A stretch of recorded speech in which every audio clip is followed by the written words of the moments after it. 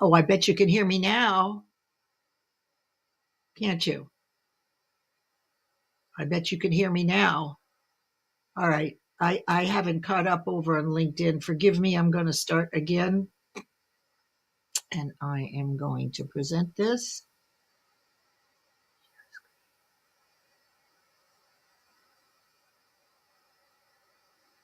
Okay.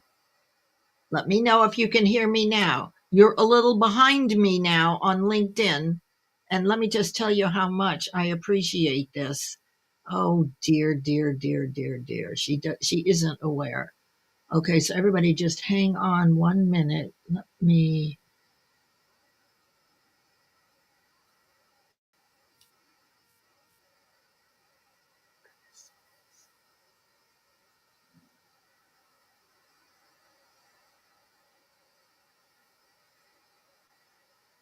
All right. Yes. Yes. Oh my God, finally. This was all my fault, you guys. There's just too much going on. All right. Yay. I'm so glad. Okay, here we are. Okay, so there you all are. I love you all. Thank you for bearing with me. If you left me, I get it. I get it. I do have abandonment issues. So thank you for. Okay, thank you, MD, for being here. Big supporter. Christy, I know I've said this before. Another huge supporter, the reposting queen. Ashif is here from Toronto. Mariam, thank you so much for stopping in. Please send me a connection request so we can be first connection so I can invite you. And here is Sandra, a wonderful friend. She just did a testimonial on the possibility of errata. I'm doing an audiobook launch now. You know that. There you go. Just have faith. That's it. Thank you very much. Okay. And she's that way a lot, Dr. Marcia.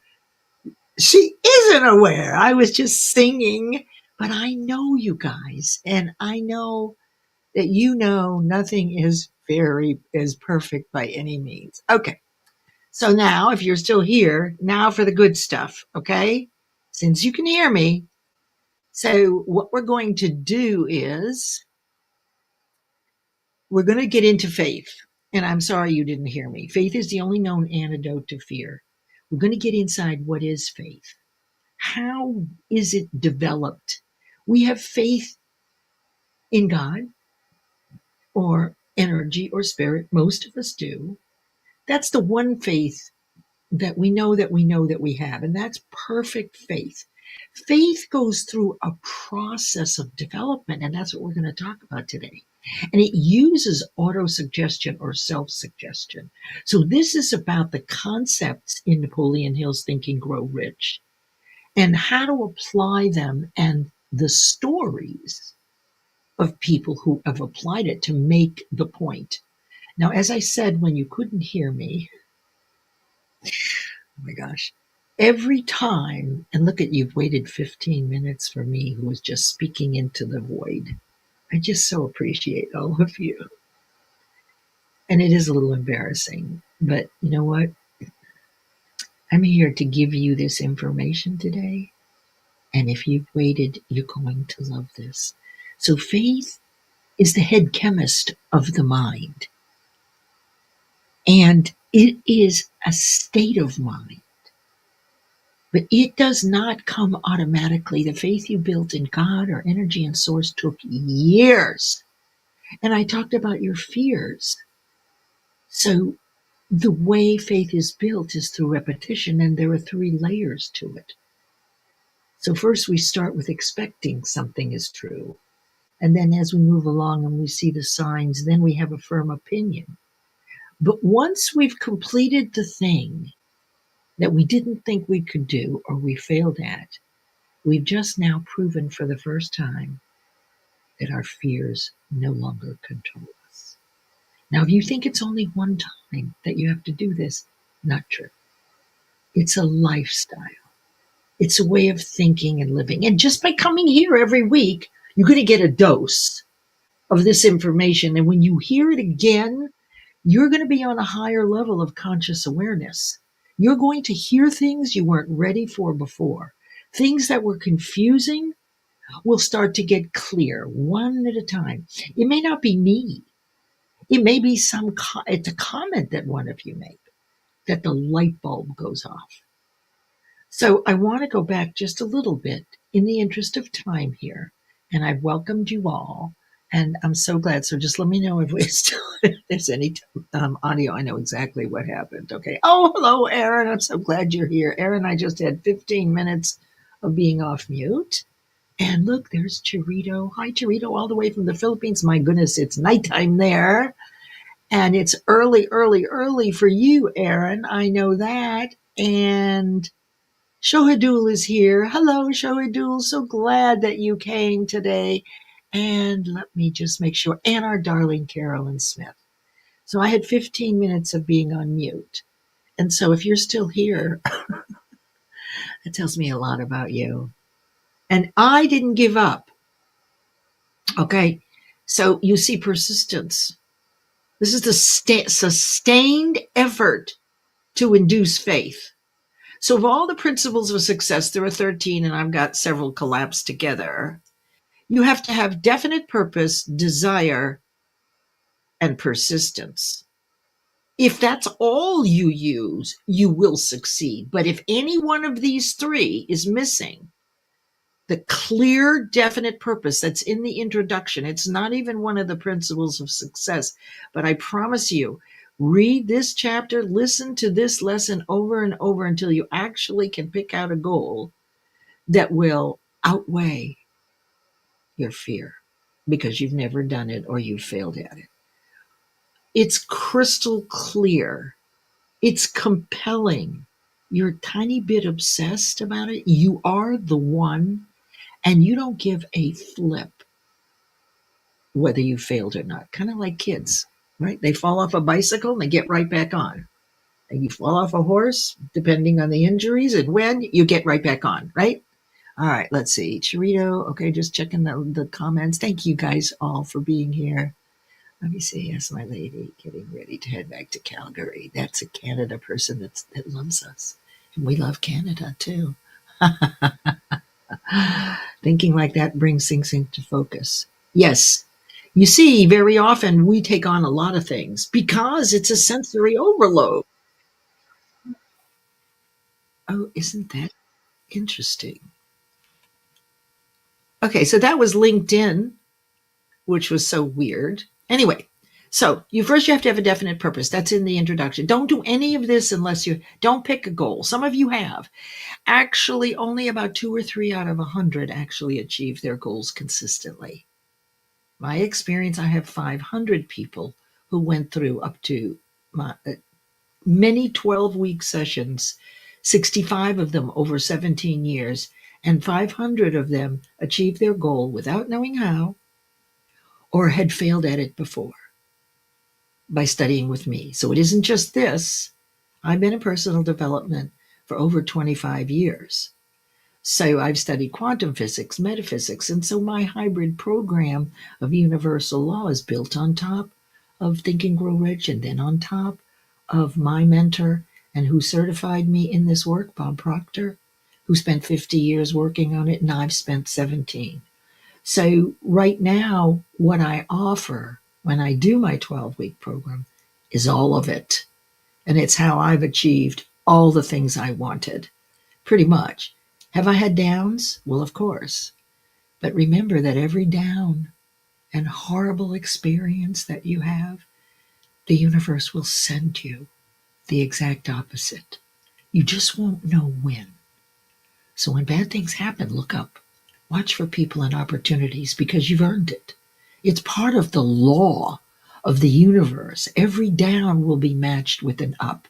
Will the up be before the down? I don't know. It goes kind of like in rhythms, like the tide, right? So, but you always know that universal law and the law of rhythm works every time, 24/7, 365. So whatever bad thing happens, tell yourself, look up and be on the watch for a person or an opportunity that is the opposite because it's already on its way to you. You've already earned it. Okay.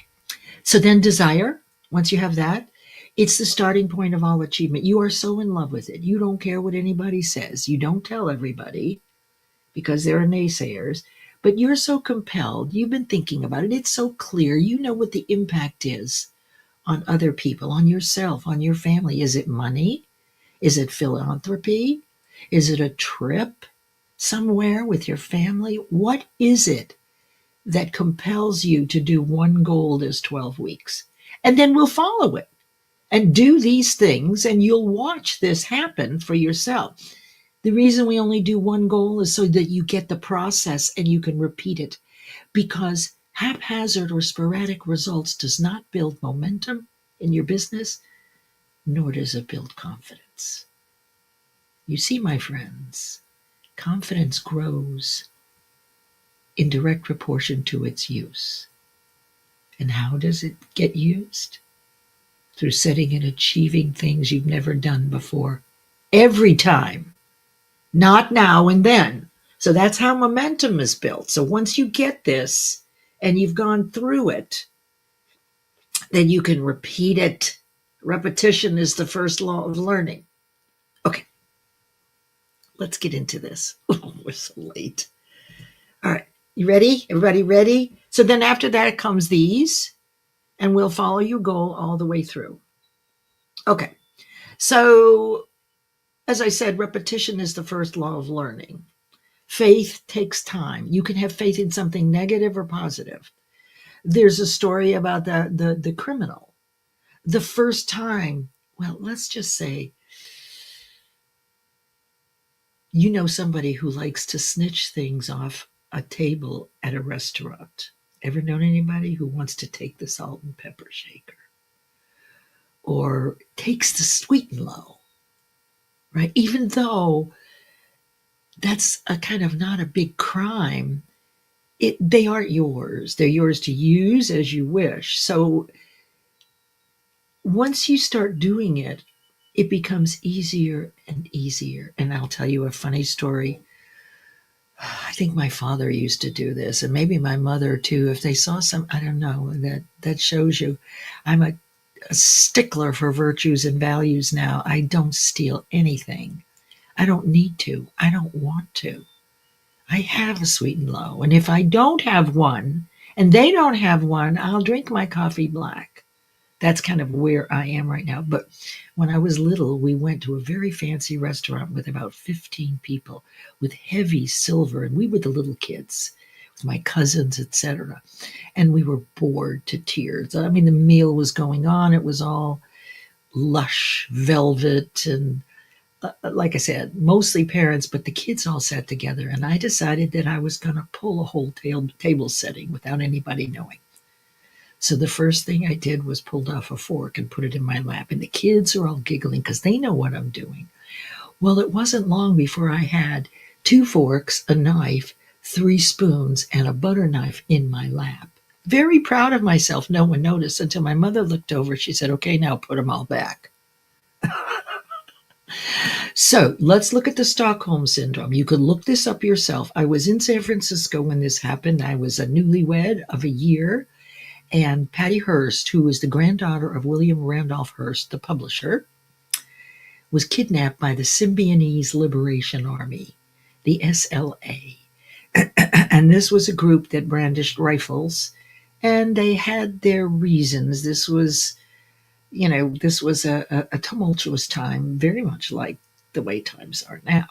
So I guess they kidnapped her for money to fund their organization, and they put her in a closet, and they blasted loud, um, driving music, and they spoke their mantras and the mission of the SLA, and it was filled with negative energy and hate.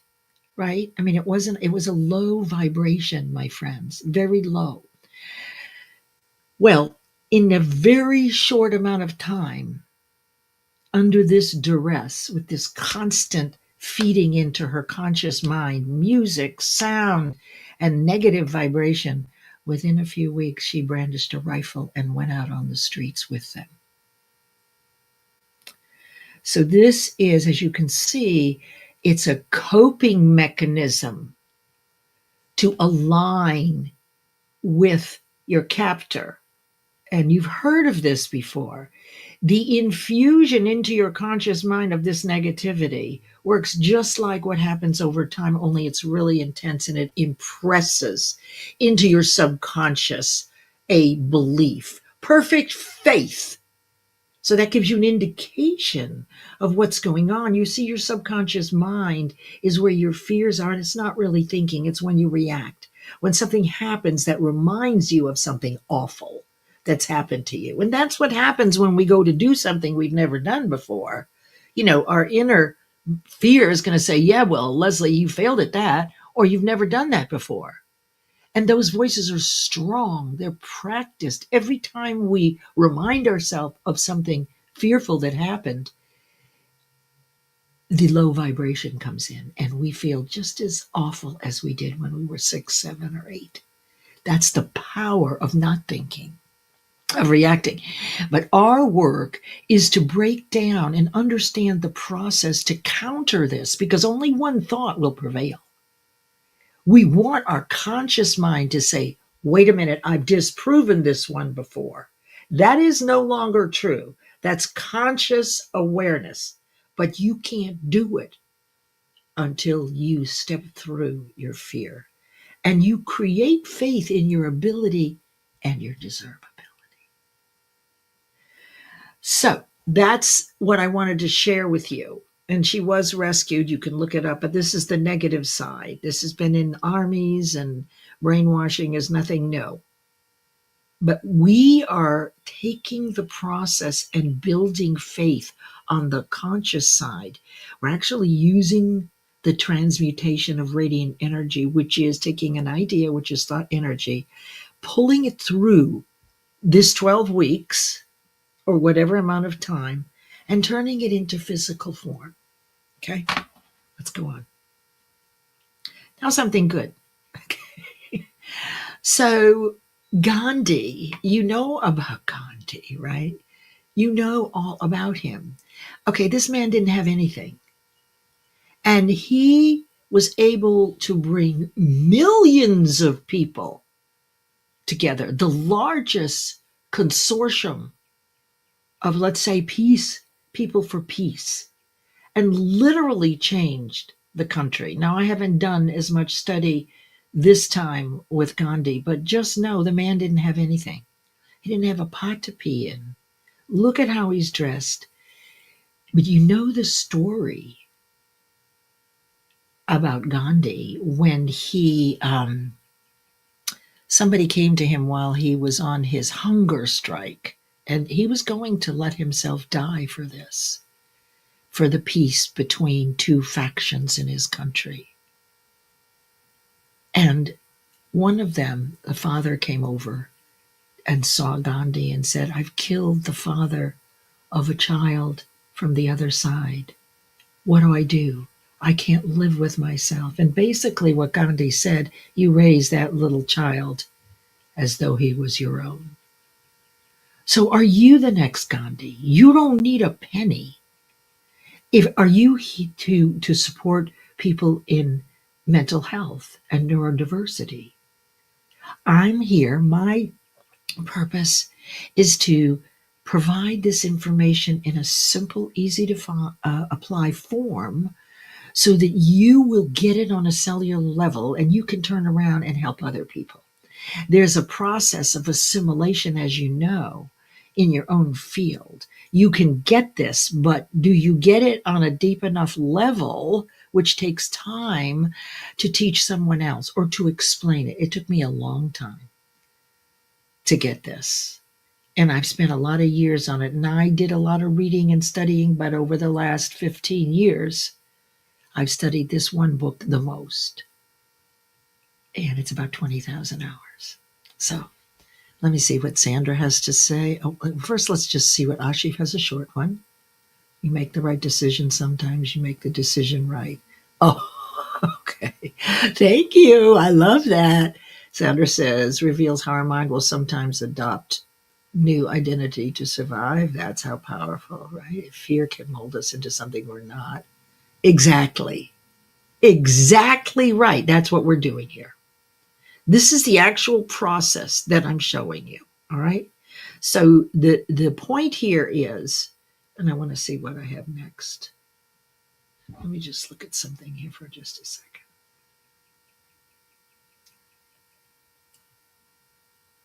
Okay. All right. So let me just tell you a little bit about faith. Okay. It's hard to describe how faith is developed. It really is. It's hard to describe.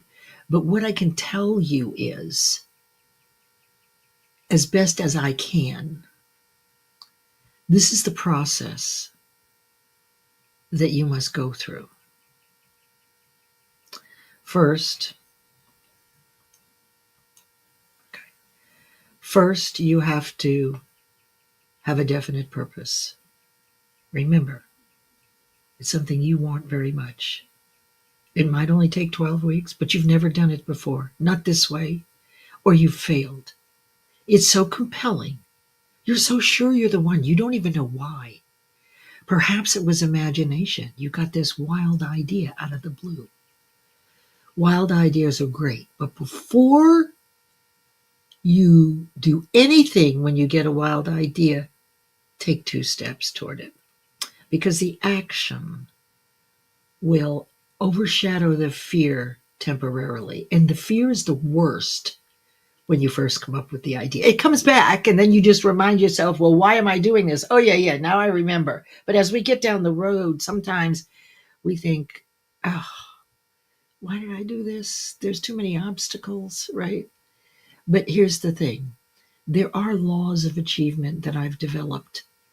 So if you listen to these and you watch these, you will know how to set a goal that you'll always achieve. Let me tell you, haphazard or sporadic results does not work. It will not grow your business and it will not grow your confidence.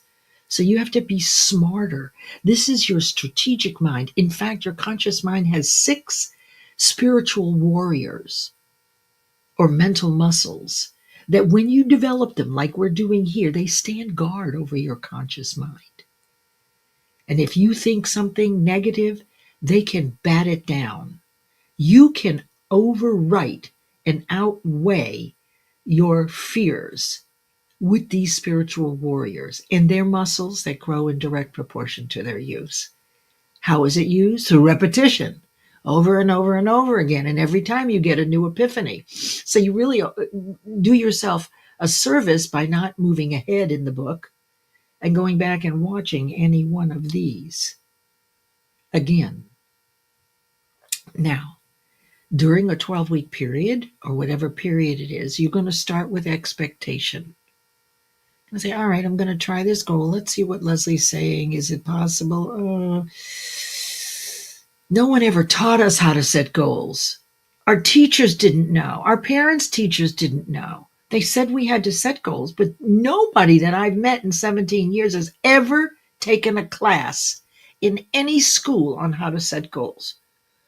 So what it is it's through experience, and it's haphazard and sporadic. This is the work I've been doing. And this is why the 12 laws of achievement, which I will sprinkle in here, are your keys to being consistent, because it follows the universal law of the transmutation of radiant energy. There are 7 universal laws.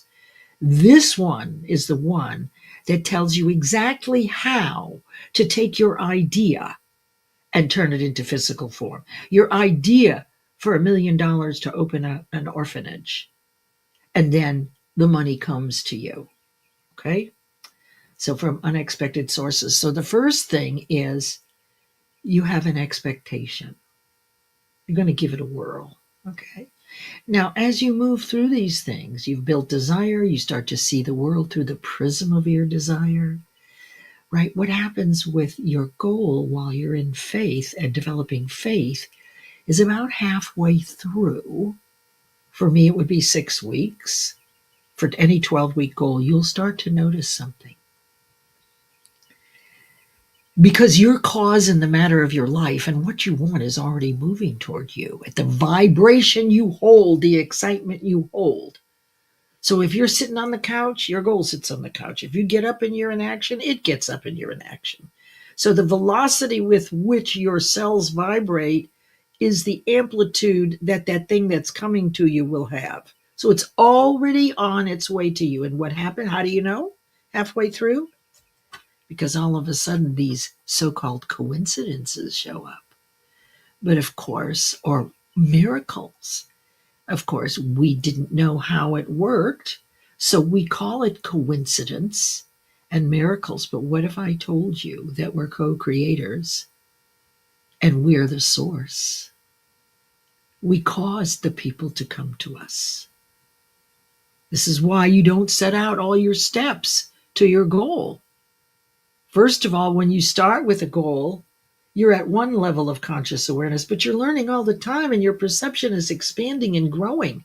And if you stick to the old way that didn't give you what you wanted, you're going to be fussing with the obstacles and the people or opportunities that show up right in front of you. Walk right by. You didn't even recognize. Now we've moved from expectation to belief, Webster's belief, not to be confused with faith and belief, which is now you have a firm opinion that what I'm sharing with you and what we know is so, because now you've looked up, you've had that experience, and now you know that there's no such thing as a coincidence, and you're much more powerful than you ever thought you were. There was just stuff you didn't know yet. You just didn't know it yet. But once you get it, you're going to take action. The problem is the confused mind doesn't usually take any action. Okay. And then once you've completed this thing that you wanted very much, that you didn't know how to do, or that you'd failed at, that it was going to make a big difference for everybody, that it was heart-centered, and you were so compelled to do it, you really didn't care about your past experience. It outweighed fear. Once you've completed that process and you hold the thing, whatever it is, in your hand that you started off with just an idea, now you have perfect faith. And according to Webster's, faith is that you know that you know that you know it. That's like the faith in God for me. Now, there are labels. For me, really, it's one universal energy source of love that's omnipresent and wants our greatness. You can call it God, Buddha, Krishna. It doesn't matter. It doesn't matter. It is a label for our co-creator. I like God, but other people like spirit. It doesn't matter. As long as you know there's only one, that you're a co-creator, and you access the communication the way you let the universe know and how you let God know what you want is by what you're thinking. The only thing you can control and I can control is what we think, how often we think it, and how we feel when we think it. This is a good case for prayer. Well, this is the perfect example. It's repetitive. It's something we really want, we love very much. And mind is a cellular activity. So when you're in prayer for something really good, it drives up the cellular vibration. And this is the only way, that amplitude of vibration, that the universe knows what you want. So if you're working with Patty Hearst, the universe is going to send you negativity because that's the vibration these people were holding. But if you're praying for something good for someone else or someone to get well, you've actually increased the amplitude of vibration. And we co-create with the universe. The universe gives us the ideas, but it only gives humans ideas. Doesn't give animals. Animals don't have conscious awareness that we know of yet. I have people who will argue. Who will argue that for sure. Oh my God. So funny. So next week we're going to get into auto-suggestion. Have you set a 12-week goal? Listen to this again. Listen to any one of these again And next week, we'll talk about auto-suggestion, and we'll do a story. So today, you've learned the negative side, which is what happens with brainwashing. And you're familiar with this. You just didn't know that there's a process that occurs through repetition of thought. Patty Hearst had no choice. It was blasted and impressed into her subconscious mind. Gandhi only saw the possibility of peace.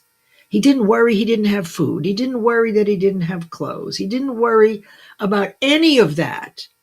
He only wanted peace, and he was willing to die for it. Very few people will do this. All right, my friends, so let's look here. We're right at 10:45. We did this in a half hour. Let me see. Let me see what Ashif says here. An eye for an eye will only make the whole world go blind. Love it. Love it. We should do fear setting. Well, I don't actually agree with that because we have 6 basic fears. So when you set a goal that's heart centered, you're not thinking about fear, you're heart centered. So, an analysis of fears, I wouldn't do that because it would take which of the 6 basic fears. So, I appreciate that. You could do that, but that is not part of the process. Well, I can tell you the reason is because you've experienced failure repeatedly and been reminded of it, and you've self-taught yourself to be afraid. And so there is your answer. That's why. It's that simple. And thank you for that, Sandra. What I will tell you is that after all these years, everything I've done gets pared down to one simple thing. I wasn't always that way, but it took years to get there. You have to know that there are 6 basic fears, not just one. And if you get into questions about fear, which voice do you think you're going to hear? The fear. One of the 6 says, hey, Leslie, you're not smart enough. You failed at it before. You're not going to be able to yet strategically think about this. So while I love that, I wouldn't do that because it would take the wind out of my sails. Thinking about fear will only lower my vibration, even in the analysis of it. I don't want to think about that at all. When I wrote about errata, I never worried about would I actually achieve it. It was more like the world needs this thing. And if I was second guessing myself, even though I have 12 books, I would have said, well, Leslie, this is a fiction. Who do you think you are? My own, minimal at this point in my life, but just the same, they don't go away. You'll hear the whisper. Leslie, who do you think you are? Do you really? Just because you've written a few books, that doesn't really mean anything. You got 6 fears that are doing everything they can to stop you from developing faith. And that's why only 2 or 3 out of 100 ever do this. That's why everybody isn't a millionaire. With 20 billion copies sold of Think and Grow Rich, only a few have actually used it. Only a few were really ready and willing. And those are the people that I work with. When you're ready and you're willing.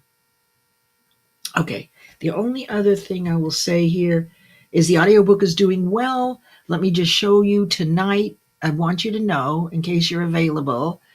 Oops, let me just see. Can I move this over here? Okay, yeah. So tonight at 6 o'clock, I'm going to be interviewed on Polished with Jen Lynn UNBN about this soft launch of the audiobook and all about errata. And then Monday mornings at 10 a.m., Nicole Angai Galindo and myself do Mind Over Matter Mondays, which is live, and you can come up on stage, and we're looking at character development and emulation and moving from a lower vibration and thinking process to a higher one to keep our to keep our spring in our step. And then also Monday night at 6 o'clock for 4 weeks, I'm doing the first errata book study under the auspices of the 2350 Network. If you're a part of that, you can become a part of that. And then next Thursday, I'll be on The Person Behind the Pen, reading a piece of one of the anthologies I wrote in for Nicole, and it's hosted by Guiding Brilliant Writers. All right, everybody ready? Hi, Mark. So glad you're here. I'm so glad that you were all here. Gosh, I really hope that in the last 30 minutes, for those of you who stayed the first 15 minutes when there was no volume, and I just really sang it so beautifully. I'm going to do it again next week. I will try. But as you leave today and you go out into this beautiful April weekend, remember to look up and to watch for people and opportunities that show up and they seem to have the answer to what it is that's top of mind right now, where you're headed. Remember, you're more powerful than you know. Until you get this, you may look at it as a coincidence, but I'm here to tell you that you co-create with God. And if you have God on your side, as Bob Dylan said, I should have sung that one. But now that we're talking about this, but I'll sing this about changing the world because that's what I'm all about, and I know you are too. So leave anytime you wish. I'm going to sing this for you and wish you all well and hope that you can join one of the things. And also Aaron Gibson's Soul Man Live, his 2-year anniversary is 8 o'clock tonight. You can come up on stage and talk about it. Lots of entertainment and fun. Lots of good things to do. So as you leave today, know that you are blessed. And if you need me, you can always reach me. Thanks for being here. I love this song. I hope you do.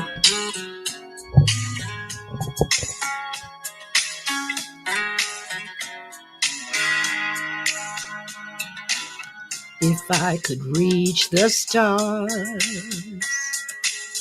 I'd pull one down for you and shine it on my heart so you could see the truth that this love I have inside is everything it seems. But for now I find it's only in my dreams, and I can change the world. Let me be the sunlight in your universe. You would think my love was really something good, baby, if I could change the world.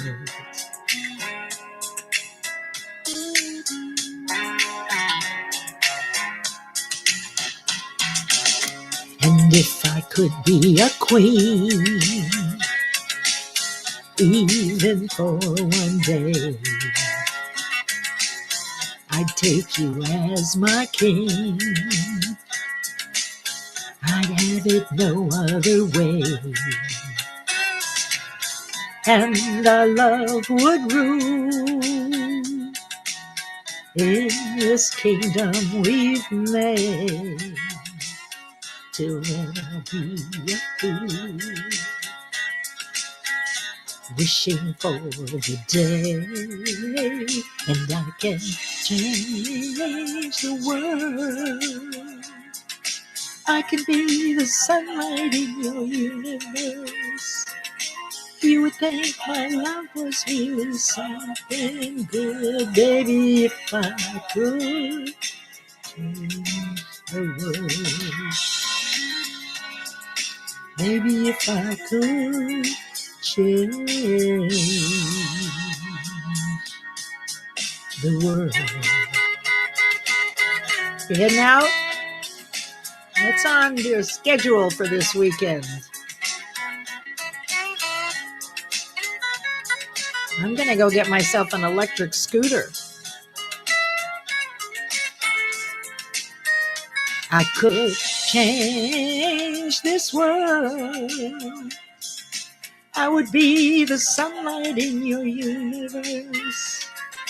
You would think my love was really something good, baby, if I could change the world, baby, if I could change the world, baby, if I could change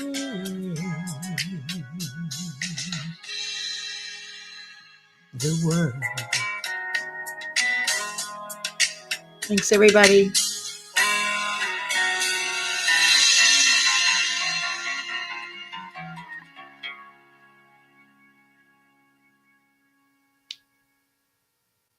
Bye. See you next week.